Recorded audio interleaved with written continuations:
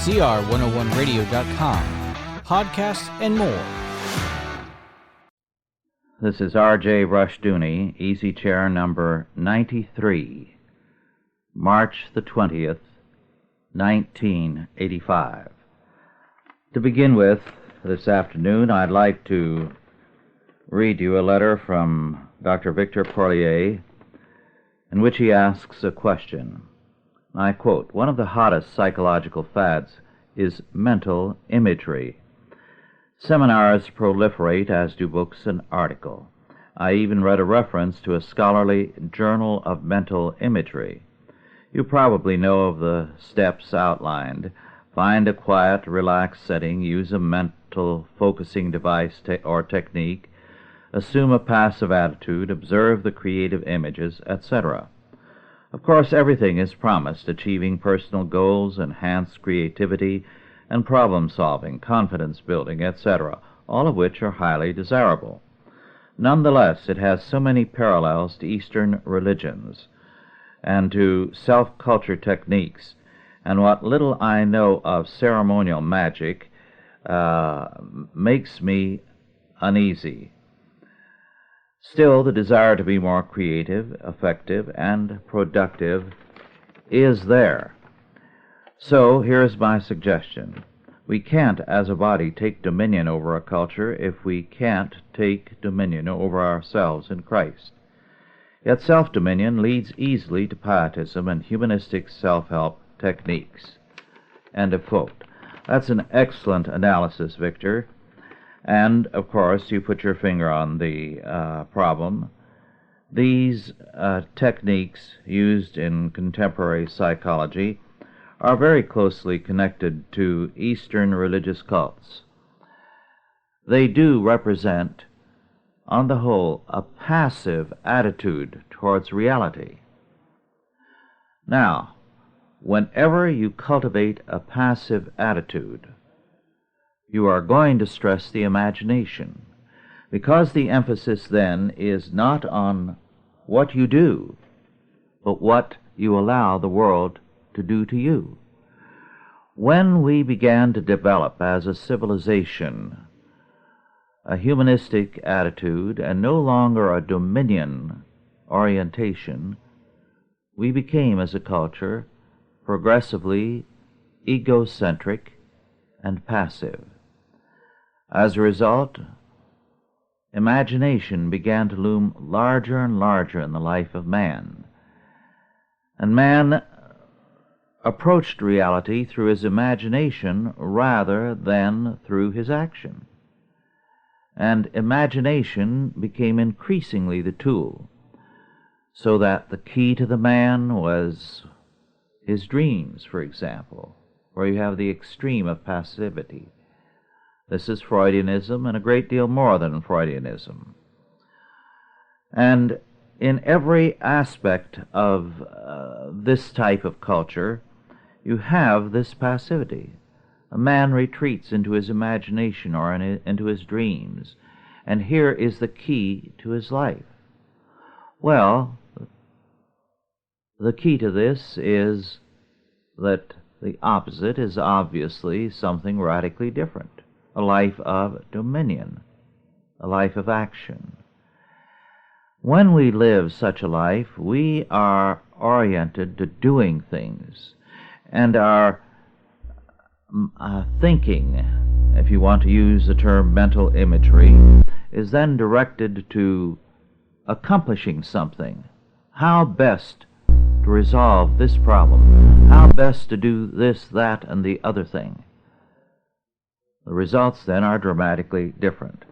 I'm going to read something to you from the Life and Liberty letter put out by Kent Kelly in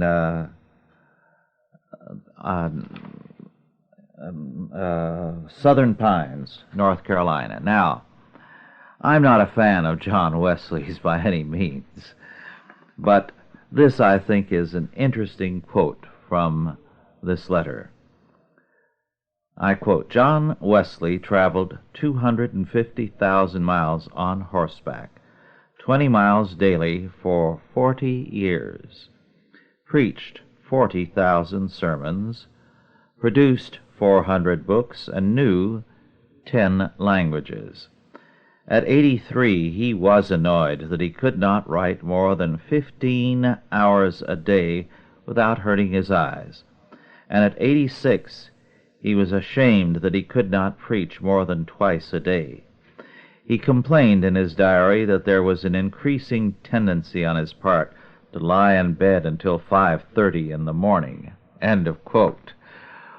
Well, now, Wesley was not unusual in his day. There were men far ahead of him, and some not up to him. It was also a time when child prodigies were not unusual. The reason for it was there was a discipline. There was an orientation to action, to dominion, to mastery of one area of life after another. When you have that orientation, then the net result is that you begin with dominion over yourself. Your thinking then is geared to problem solving, dealing with practical problems, because you intend to move in and act on them. But too often, Christian peoples are encouraged to a withdrawal, a retreat, and prayers that concentrate on the inner life rather than the dominion mandate. We're not going to return to the other framework mentally overnight. We are deeply imbued with this self-absorption. So it's going to take time, but in due time we will get there. Christian schools are a step in the right direction. Before I go on to something else, let me just give you a couple of items from the same Life and Liberty letter of Kent Kelly. I quote, "The typical divorce in the United States comes after 7 years of marriage. Utah divorces, however, in 1981, the last year of statistics, came after only 5.1 years of marriage, according to the Idaho State Journal," unquote. Then this item from Patrick Buchanan, a very fine man now in the White House, working on the staff there, namely that he, in a recent column, predicted a medical holocaust, stating that before this decade ends, AIDS will have killed more Americans than died in the Vietnam War. 100 new cases of AIDS are now being reported every week. At our staff breakfast this morning, we had a doctor with us who was giving us the latest data as released by the medical authorities, which indicates that the incubation period for AIDS is 2 to 5 years. And during that incubation period, the person does not know he has AIDS, but it is highly contagious.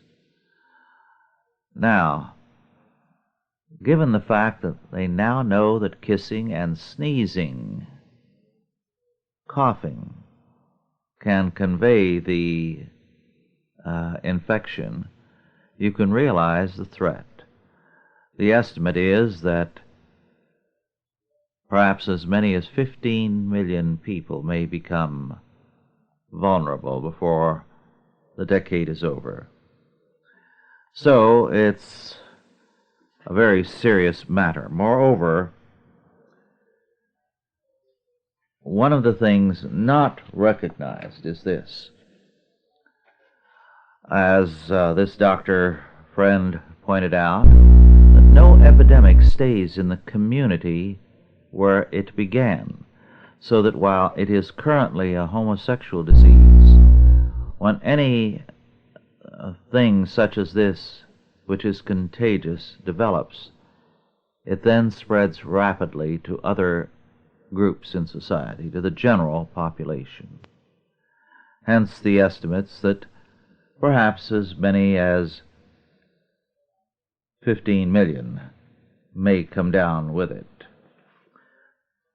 Thus, it's a matter of no small concern, and we should be mindful of this. Then another item from the Stockton record for Saturday, March 16, 1985.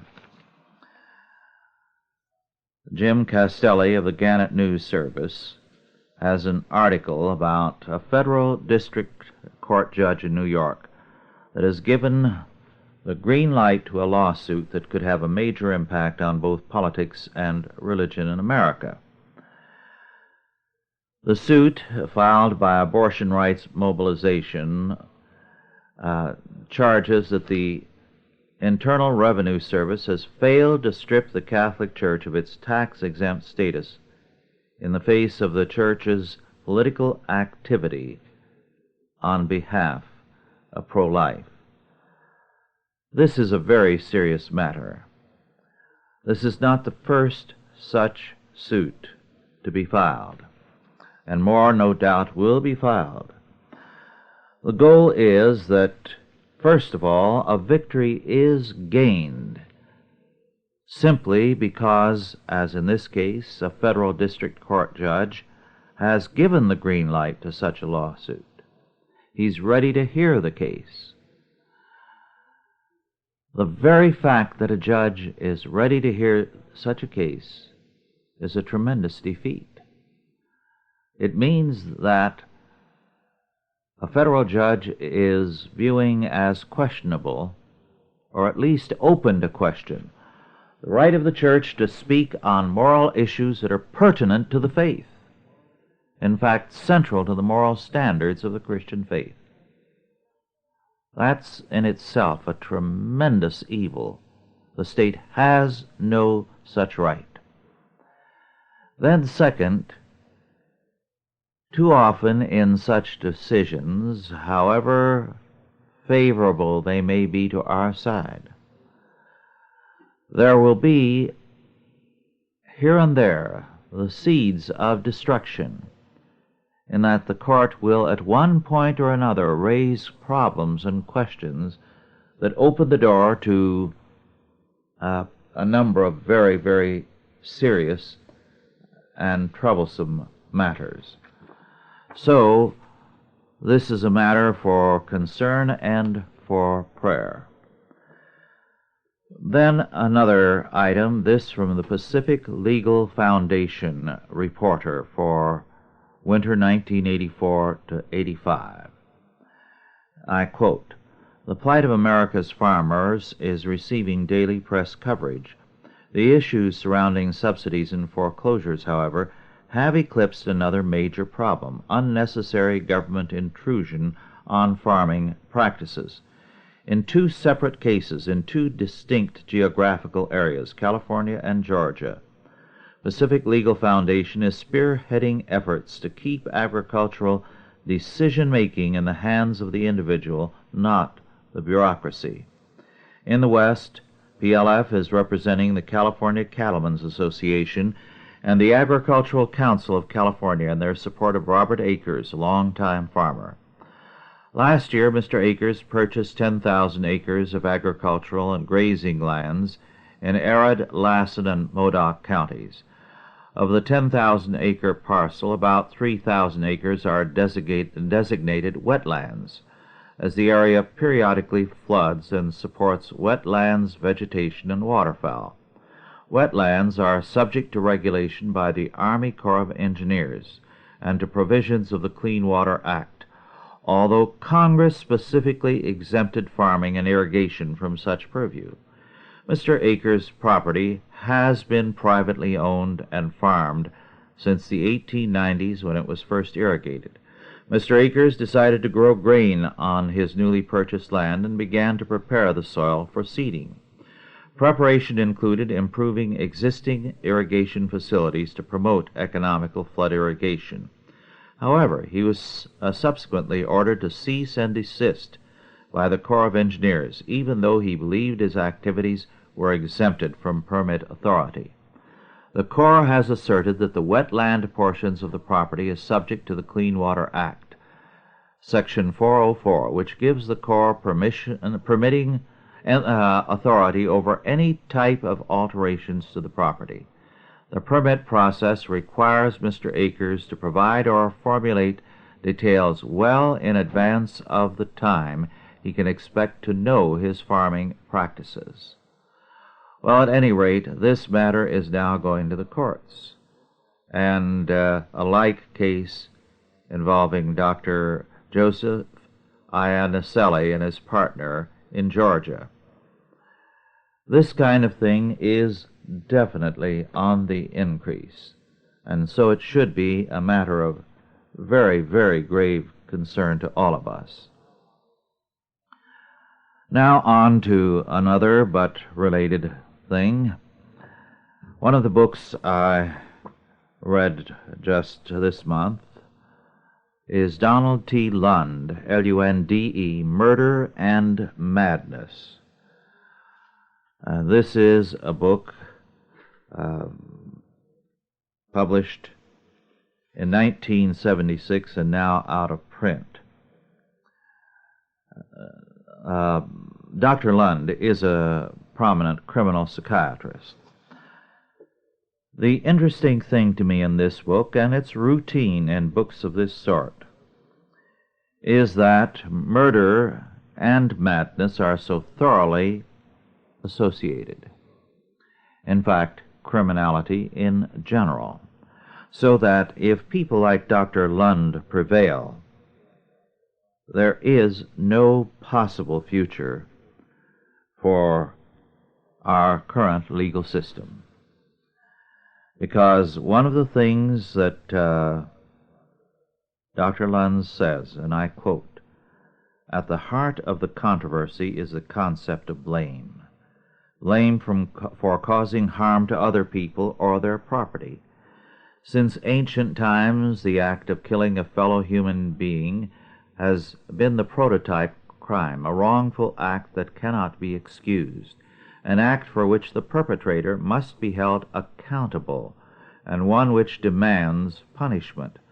The Mosaic Code and other ancient systems of law provided a penalty of death for the crime of murder in accordance with the principle of an eye for an eye. The need to blame and punish someone for an act as serious as killing is deeply rooted in the emotions. To attach blame or responsibility for an act of killing is necessary, but not sufficient for satisfying our sense of justice. For many people today, justice still requires punishment, and they further believe that the punishment should fit the crime.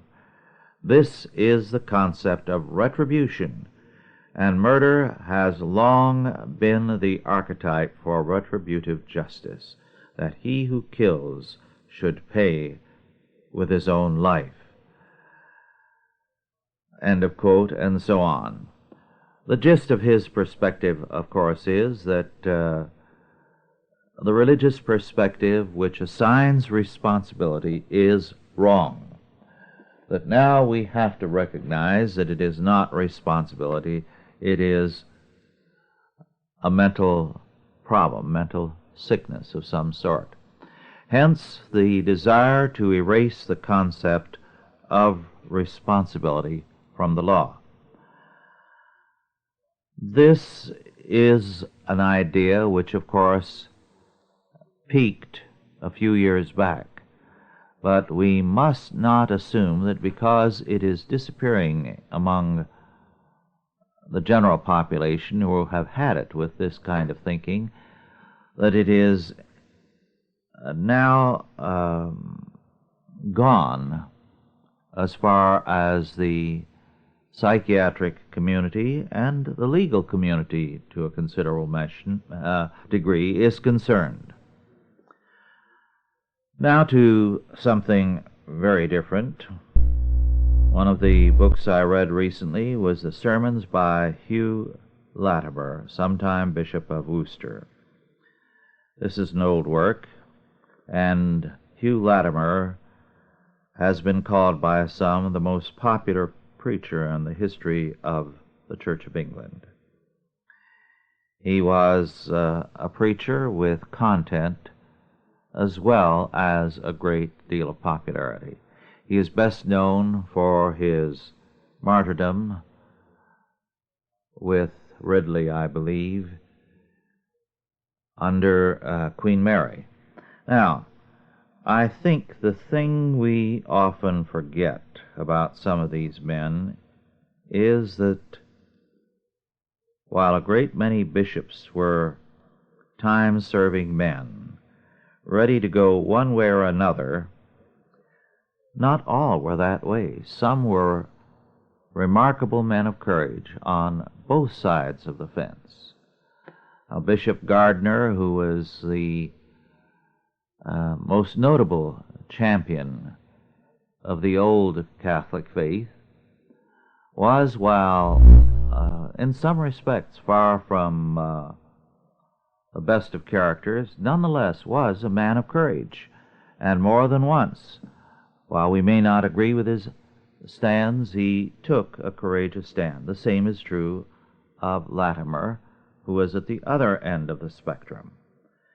Moreover, it is interesting to note that one of the things that, well, two things. First, Latimer came into prominence because he did back Henry VIII on the matter of divorcing Queen Catherine. Most churchmen preferred to sit on the sidelines on that because if you took a stand for or against, you were liable to serious repercussions depending on how things developed. Henry was a very changeable man. The political situation could change, and Henry's particular desires and goals. Or Queen Catherine could pass away, and the problem would no longer be there, and all would be well in terms of Henry's relations with the Vatican. So to take a stand on either side indicated a degree of courage. Latimer had very serious questions about the legitimacy of the marriage to Catherine, and so he favored the divorce. On the other hand, he took a very, very strong stand against the dissolution of the monasteries. In fact, for a time it seemed that Latimer might lose his head because of Henry's wrath. For Latimer, the dissolution of the monasteries was a major disaster because it meant the destruction of the monastic schools with their free education. It meant the end of the charitable work of the monasteries. It meant the transfer also of the properties to lay landlords who were disposed to exact the uttermost farthing of rent and were ruthless to the people. It meant also the enclosure system. It threw a large number of laborers out of employment and filled the towns with beggars. Latimer himself was the son of a Leicestershire yeoman, and he spoke from a first-hand experience. Much later, although he opposed it from the beginning, he had this to say, recalling the contrast between the old times and the new. This was in a sermon before King Edward. I quote, "My father was a yeoman and had no lands of his own. Only he had a farm of 3 or 4 pound by year at the uttermost, and hereupon he tilled so much as kept 6 men. He had walk for 100 sheep, and my mother milked 30 kine, 30 cows. He was able, and did find the king a harness with himself and his horse. He kept me to school, or else I had not been able to have preached before the king's majesty now. He married my sisters with 5 pound or 20 nobles apiece, so that he brought them up in godliness and fear of God. He kept hospitality for his poor neighbors, and some alms he gave to the poor. And all this he did of the said farm, where he that now hath it payeth £16 by year or more, and is not able to do anything for his prince, for himself, nor for his children, or give a cup of drink to the poor." Unquote. So Latimer saw the disaster that the confiscation of the monasteries and the church lands had done. One of the things that we need to recognize is that some of us have seen something like that happen in our time, in that statism has accomplished the same thing in our day. Here in California, I can remember when 5 and 10 acre farms were family farms that could support people. A 15-acre farm was a fine piece of property, and you were quite well off. Then, because of the tax structure, and in those days there was very little tax on anything, and you might pay $5 and $10 tax on your farm. Taxes increased after World War II. Farms now, to be a family farm, have to be 80 to 100 acres in the San Joaquin Valley.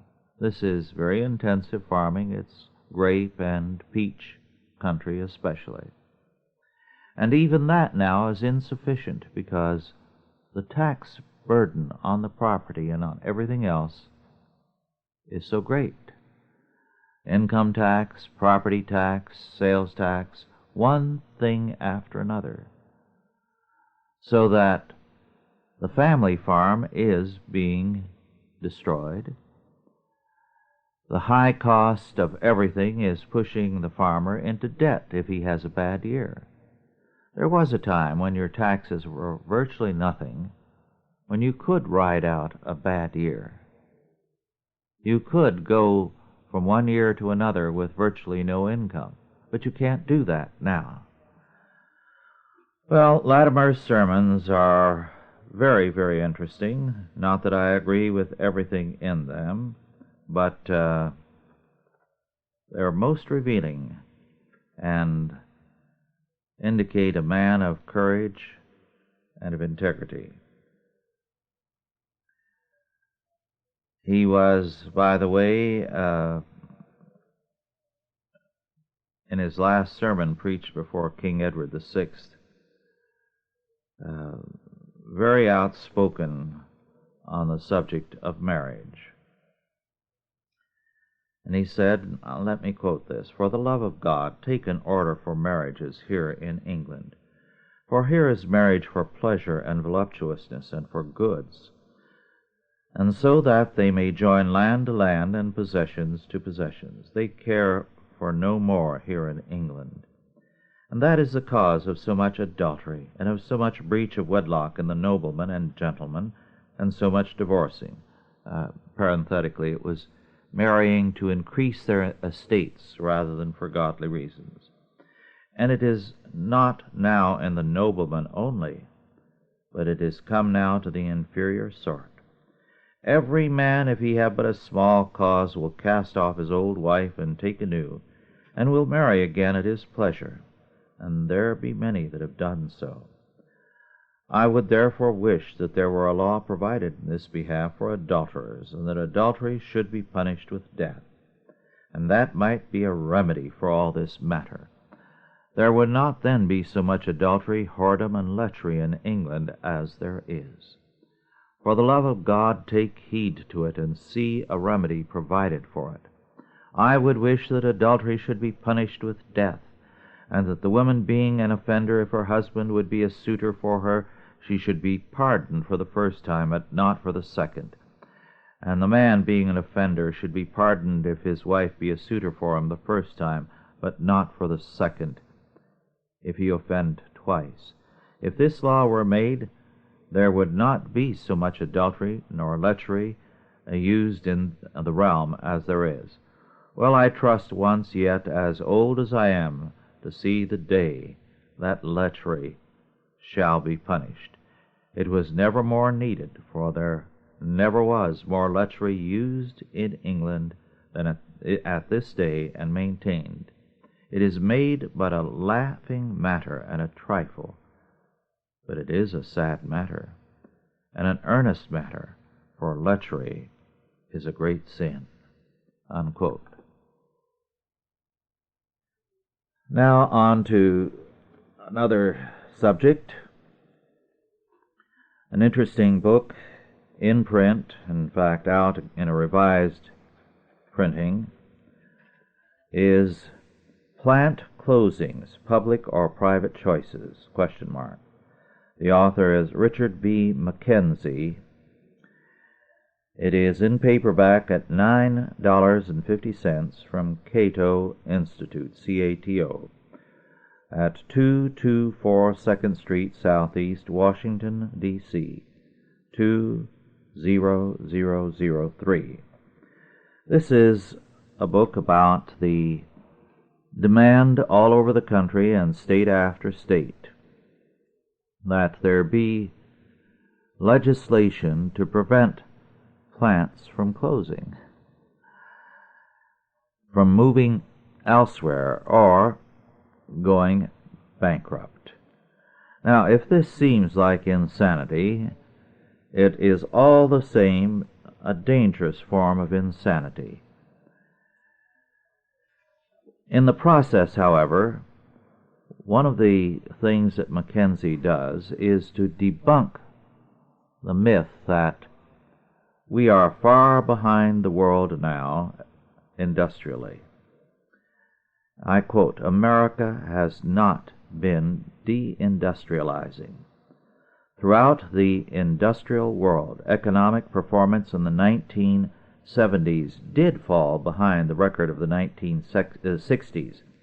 But relative to the industries of other countries, American industry performed quite well by almost all standards. During the decade of the 1970s, before the current recession began, the United States was vastly superior to the major European countries and to Japan in the generation of new jobs. Total employment grew by 24% in the United States during that decade. The next best performer was Japan, with a 9% increase. Other countries were far behind. In Germany, for example, employment actually fell. Moreover, the United States was one of only 3 major industrial countries, Italy and Canada having been the others, with any increase in manufacturing employment, and so on. There's a great deal of data like this in the book. It tells you that the kind of impression that we have gained from a good many people and from the press is that, and unions, is that we are deindustrializing, that we are falling behind, that we are inferior to this and that country abroad, and so on and so forth. None of this, says Mackenzie, is true. The book is a gold mine of perspectives on the contemporary scene. Very important reading, not only for what it has to say about the attempts legally to prevent plant closures, but also to deal with the realities of our contemporary economic scene. Now, very briefly, on to another book. This is an older one. John Higham, Higham, Strangers in the Land, Patterns of American Nativism, 1860 to 1925.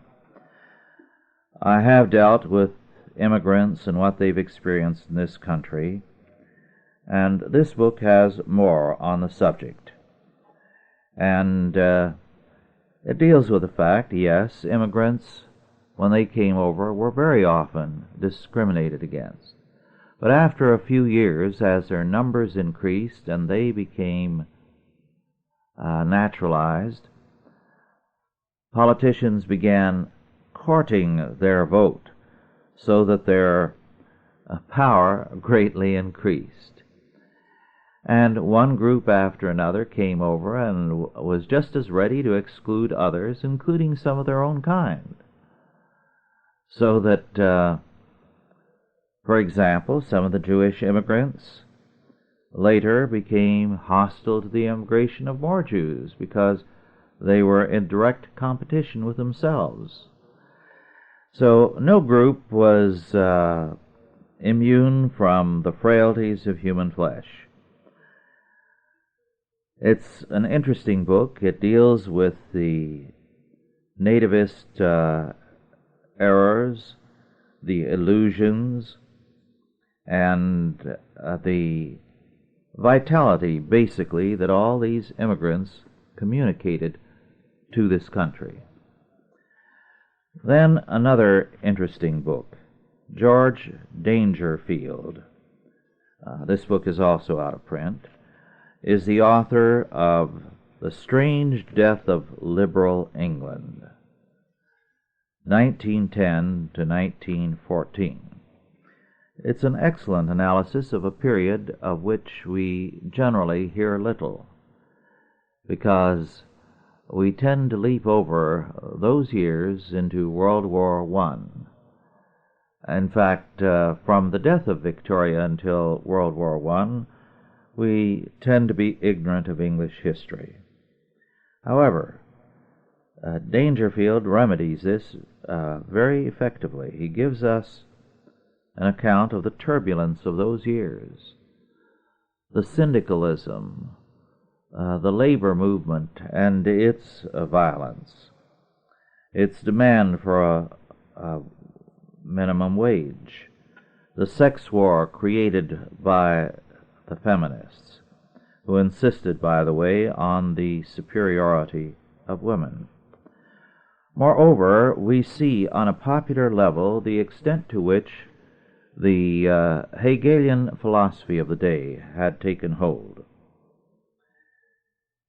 And he calls attention to the fact that there was, and I quote, a semi-mystical enthusiasm for riot, unquote. A semi-mystical enthusiasm for riot. We are very much accustomed to thinking of England as peaceable and staid and settled.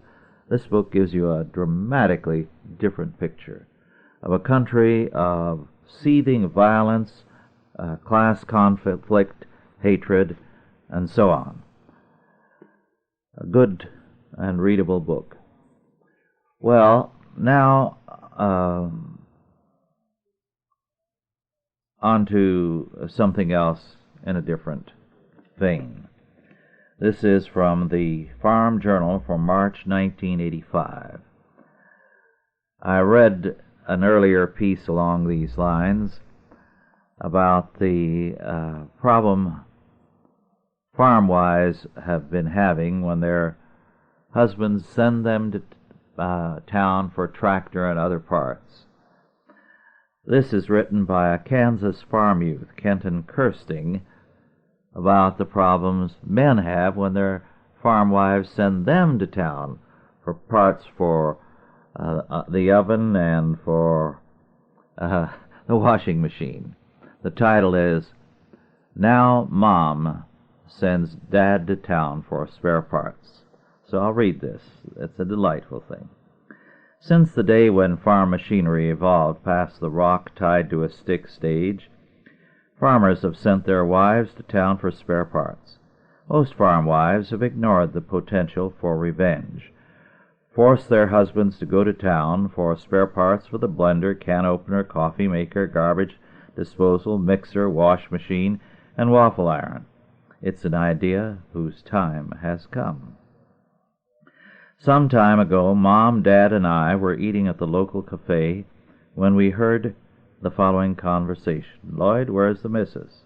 Howdy, Ed. Bernice is on the warpath. She's not cooking for me. Oh, what's wrong? Yesterday she sent me into town for the rear crank assembly connector cartridge for the Maytag. I drove 20 miles, got the part, and drove back. Bernice picked it up and started cussing. She said it wasn't the rear crank assembly connector cartridge. It was the front crank assembly connector cartridge. Any moron should be able to tell the difference, she said. Then she stormed out to the car, grumbling that the only way to get something done right is to do it yourself, and she took off for town. Well, it was then and there that I swore up and down I would never go to town for a spare part for her again. Haven't spoken to her since, and she hasn't cooked for me since. That's the trouble with wives these days, Lloyd. They think we run the Sunbeam every day and should know all there is to know about it. We returned to our meals. How about that, Dad said. I always knew Bernice wore the pants in that family. Mom rested her chin on her hands. The rear crank assembly connector cartridge. She started a list. On rainy days when Dad couldn't do farm work, something around the house would happen to break down. One rainy afternoon, she went to Dad and said, "Jack, the oven quit working. I need you to run into town and get a new interval timing copulator." Dad groaned, "Can't you get it yourself? Are you kidding? With all that I have to do around here, 6 loads of laundry, dishes to wash, rooms to clean, plants to water, can't you send one of the kids? And have them saying words like interval timing copulator? What kind of a mother do you think I am?" Dad found the dealer, went to the counter, and said, "I need an interval timing copulator." The clerk winced. "Please, sir, this store is open to the public. There may be children around." "Sorry, I need an interval timing copulator, Dad muttered. "It's O-R, sir. Copulator is spelled copulator, the clerk prompted. "I don't care how it's spelled," Dad fumed. "I want an interval timing copulator, and I want it now." A lady with a small girl standing nearby gasped. "You degenerate," she hissed. The clerk paged through a book. Interval timing copulator, interval timing copulator. "Ah, here we are. What model, sir?" "Huh? What model?" "The 2300, 2400, 4800, or 6200 series." "How should I know?" Dad replied with hackles rising. "It's my wife's oven, not mine." The clerk threw out one more question, one after another. "Conventional or convected air? Electric or gas? Oven range combination or a single oven unit? 40-inch by 30-inch by 24 or 36 by 24 by 24 inches? White, harvest, gold, coffee brown, or avocado green?" 3 hours later, Dad returned home. "Before you say anything, Marilyn," he said, "I want you to remember the time you brought home a $154 chain when all I needed was $1.17 replacement link." With that, he placed 14 interval timing copulators on the table. "It's all right," he added. "I asked before I left, and we can take back the ones that don't work." On another rainy day, Dad ran into Lloyd at the Singer sewing shop. "Hello, Jack." "Hello, Lloyd. What brings you here on a day like this?"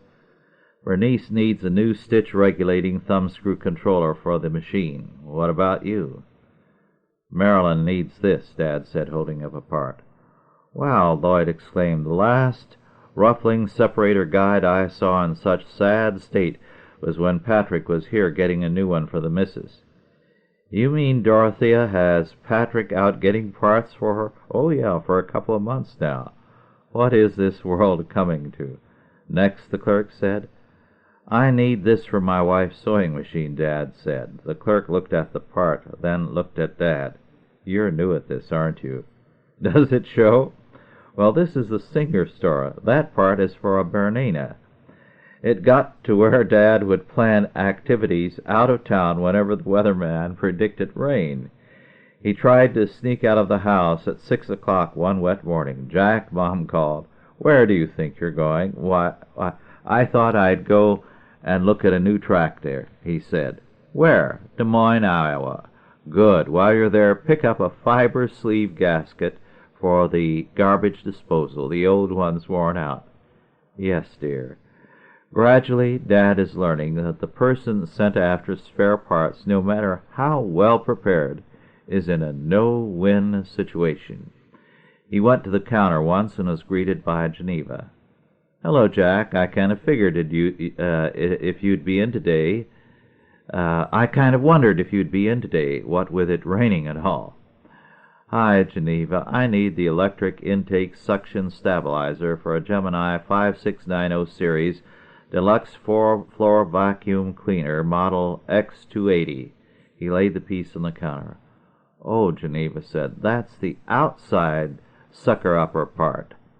Dad took a deep breath. "Geneva," he said, "with all due respect, would you mind if I talked to Edgar about this?" "Oh, not at all.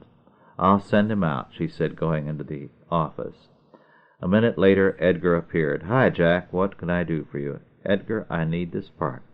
It's the electric intake suction stabilizer for a Gemini 5690 series deluxe floor vacuum cleaner, model X280. "Sure, Jack. No problem." "Thanks, Edgar." Dad breathed a sigh of relief. "Hey," Edgar yielded into the stockroom, "we need an outside sucker-upper part out here. Pronto." He turned back to Jack. "Anything else, Jack?" On the way out of the store, Dad ran into Lloyd. "Hi, Lloyd." "Howdy, Jack. Marilyn run you out for parts?" "Yeah. I had to get an outside sucker-upper part for the vacuum cleaner," Dad said. Lloyd looked at the part in Dad's hand. "Oh, you mean the electric intake suction stabilizer. I had to get one for Bernice a few weeks ago. Well, see you around, Jack." "Yeah, probably at the wash machine repair shop," Dad replied. Dad sent Mom 60 miles for a countershaft drive wheel assembly one day last summer when it was not raining. 3 hours later she returned with glazed eyes. "Here," she said, opening the trunk. "Now, before you go into an apoplectic seizure, let me tell you that I argued with a man that it wouldn't work. He insisted it would. I insisted it wouldn't. He said, 'Lady, I know this part. It will work.' I said, 'Buddy, you don't know my husband. It will never work.' Finally, I took it, but got permission to take it back." Dad examined the part. "Well, well, well," Mom said, backing away. "Here it is, 11 o'clock. I guess I'll go in and make your favorite, corned beef and cabbage. Dinner's in 45 minutes.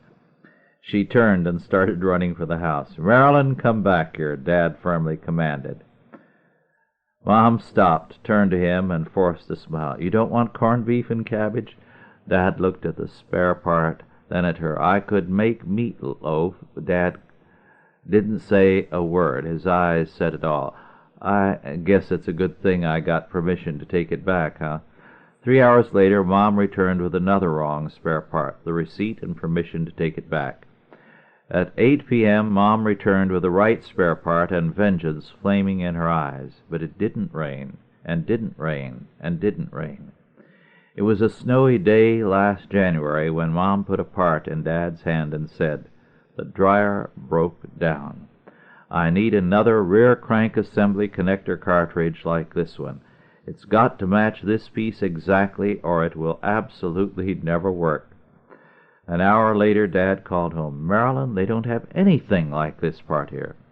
"Oh, that's too bad," Mom said. "That means you have to go to Wichita for it. But Wichita is 150 miles away.